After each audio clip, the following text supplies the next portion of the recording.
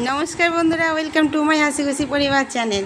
তো আজকে ছিল হোলি, আর হোলির দিনে আমি সকাল সকাল দেখো কি সুন্দর আবিরগুলো সাজিয়ে নিচ্ছি, রং বেরঙের আবির। মনটা একদম কালারফুল, আজকে মনে হচ্ছে হয়ে যাবে সকলের কালারগুলো দেখে। তো ওই হোলির দিনে আমি রংটা কেন সাজাচ্ছি বলো তো? সকাল সকাল যাব, আমাদের এই মন্দিরে গোপাল পুজো হয়। এই সকাল সকাল চললাম, আমরা দুই যাই, আরও আমার সব বাড়ির লোক তারা রান্না বাড়া করছে, আর আমরা একটু ঠাকুরকে পুজো দিয়ে আসব। তারপরে এসে সকলের সঙ্গে দোল খেলবো বাড়িতে, দোল খেলা শুরু হবে। তার আগে এই পুজোতে বসলাম, একটু ব্রাহ্মণ মশাই এসেছেন, পুজো দিচ্ছেন, আমরা একটু অঞ্জলি দিলাম সেখানে।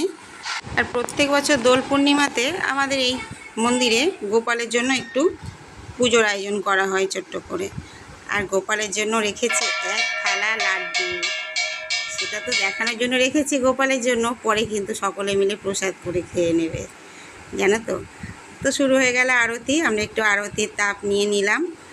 আর মনটা যেন মনে হচ্ছে কখন গোপালকে একটু রং লাগাবো আর নিজেরা একটু দোল খেলবো। তো আমরা গোপালের পায়ে একটু আবির দিয়ে গোপালকে রং লাগিয়ে নিলাম, একটু আদর করলাম গোপালকে। খুব সুন্দর লাগছে দেখো, নাড়ু গোপাল, গোপালকে আদর করতে খুব ভালো লাগে।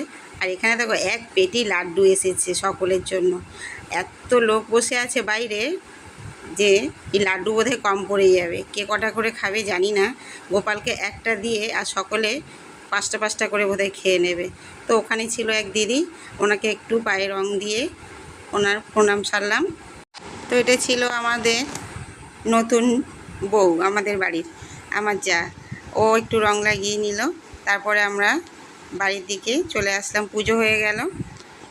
আর আস্তে আস্তে দেখছি বাচ্চাগুলো সব ভিজে জবজবে হয়ে গেছে, মানে ওরা একদম ফুল ফর্ম রেডি রং মাখার জন্য।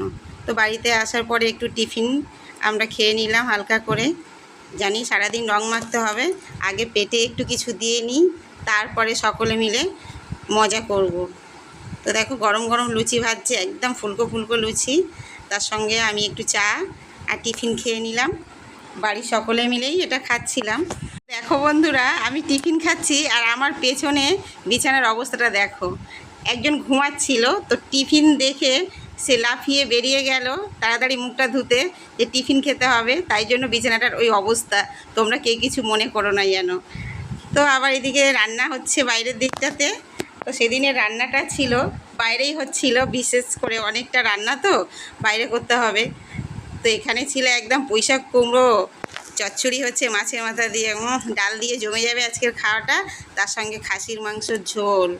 তোমরা যারা যারা মিস করেছো পরের বছরে চলে আসবে আমাদের বাড়িতে। তো এটা ছিল তো দুপুরের রান্না। রান্না তো ওদিকে হচ্ছে, আর এদের তস হইছে না, এরা রং খেলা শুরুই করে দিয়েছে। তো এই ছিল আমার জায়ের মেয়ে আর যা, এরা এসেছে আমাকে রং লাগাতে, বলছে বড় মাকে আগে লাগিয়ে নিই, তারপরে আমরা খেলা শুরু করব। তো এটা আমাদের বাড়িতে হয়, প্রত্যেকের বাড়িতে নিশ্চয়ই হয়, আগে বড়দের রং লাগানো হয়, তারপরে খেলা শুরু হয়।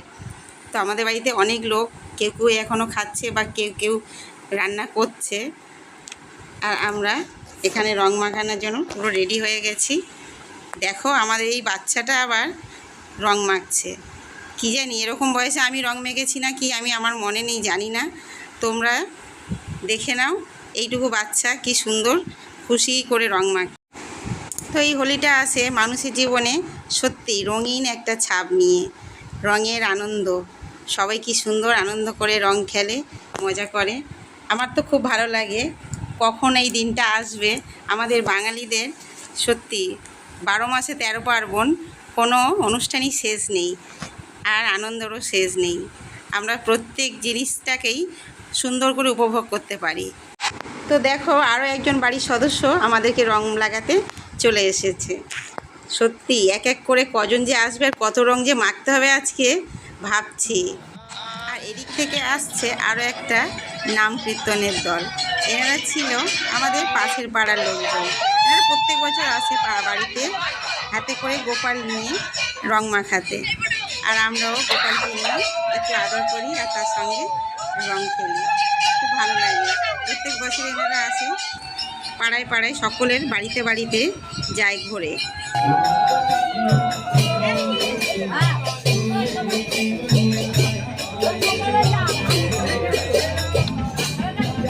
আর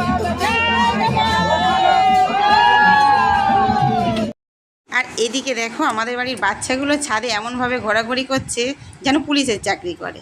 নিচ থেকে যেই যায় তার মাথায় এরা জল ঢেলে দেয়, রং দিচ্ছে না জল দিচ্ছি, লোকে রেগে যাচ্ছে। আর ছাদে আমরা সবাই একটু মজা করছিলাম, নাচ করছিলাম। আর গানটা চলছিল আমাদের সেই মাঠে, মন্দিরের পাশে। তো ওই মাঠে আমরা যাব না অত রোদ্রে, আমরা আমাদের ছাদেতেই একটু সকলে মিলে বাড়ির আনন্দ করছিলাম।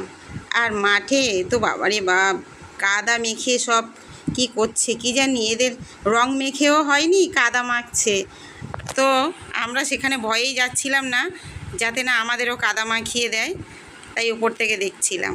আর এই রং মাখাটা ছিল দোলের পরের দিন, হোলি। দেখো এদের রং মাখার মানে স্বাদ মেটে না, রং মেখেই যাচ্ছে মেখেই যাচ্ছে। এরা তো আবার এক একজন এতটাই রং মেখেছে যেদেরকে চেনাই যাচ্ছে না। বাপরে বাপ, এতটাই রং এরা মাখতে পারে সত্যি। আর জানলা দিয়ে ডাকছে বাইরে আসার জন্য ওদেরকে, এই এক এক করে আবার সব বাইরে যাচ্ছে। আর যে যাচ্ছে তাকে ধরে পুরো ভূত করে দিচ্ছে, মুখটা চেনা যাচ্ছে না।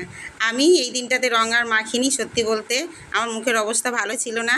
আগের দিন প্রচুর আমাকে রং মাখিয়েছে সবাই, তাই আমি বলেছি আজকে আমি রং মাখবো না, আমাকে আর কেউ রং দিস না, তোরা আনন্দ কর, মজা কর, এটাই দেখেই আমার ভালো লাগবে।